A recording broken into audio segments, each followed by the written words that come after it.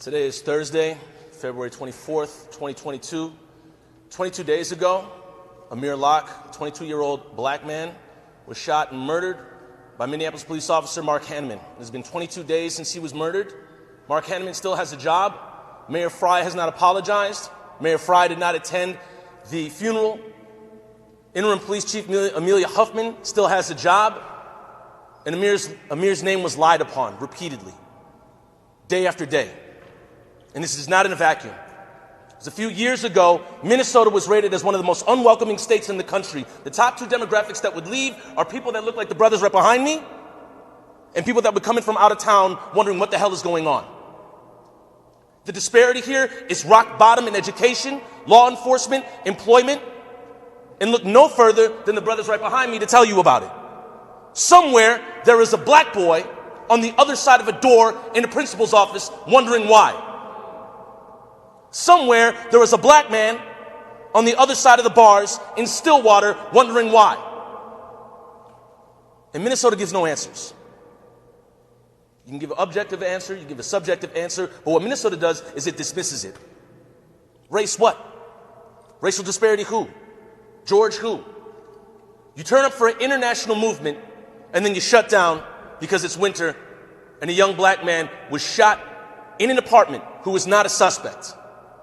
Again, Hanneman still has his job. The mayor has not apologized. Amelia Huffman still has her job. This is an abject failure from top to bottom.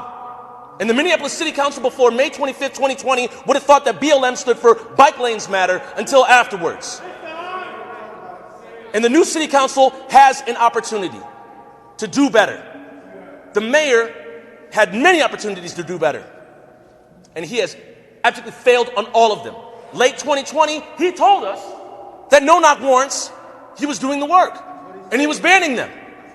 And then what happens? Somebody gets killed in a no-knock warrant. And then what does he say? He holds a secret press conference upstairs, lies, is approached by a powerful black woman named Nakima Levy-Armstrong, and can't even come to words. Can't say anything. The police chief goes beet red because they've run out of lies, they've run out of stories, they've run out of stories to sell you. What happens next? I would ask one of these gentlemen back here what happens next. Ask them. Ask us. Because the suspension rates for young black men and indigenous men are through the roof. They are preposterous compared to our white community members.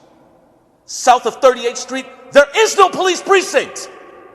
There are middle schools that are the sizes of community colleges.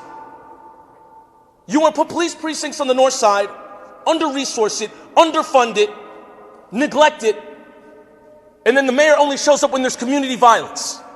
How convenient. I know a black man, and I know he'll watch this. He's a mentor of mine, he's 50-some years old, and he was in Oakland.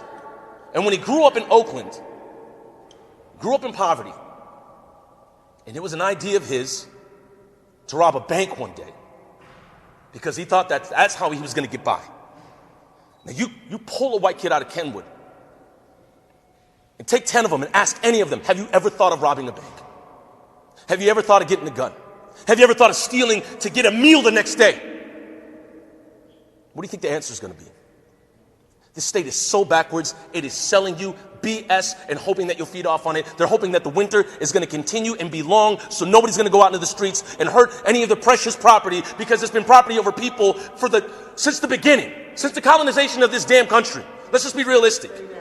And white Minnesota has no more fragility to operate in. And I'll end on this. When we pulled up to Amelia Huffman's house and we stood there and we protested and we spoke our truths, a white woman came out of nowhere.